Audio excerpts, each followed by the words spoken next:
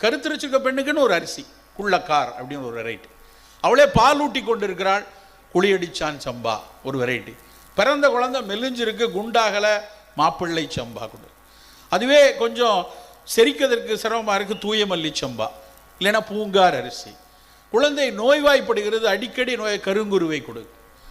அதுவே நோய்வாய்ப்பட்ட ஒரு பெரியவருக்கு அவனுக்கு காட்டு யானம் அரிசி கொடுங்க. இன்னும் தீவிர நோயாளிகளாக இருக்காங்க, கருப்பு கவுனி அரிசி கொடு.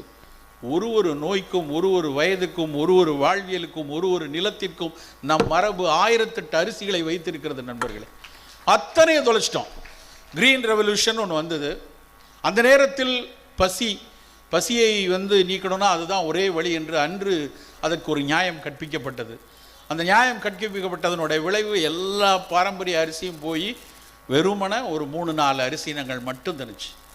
ரொம்ப வேதனையான விஷயம் என்னன்னா,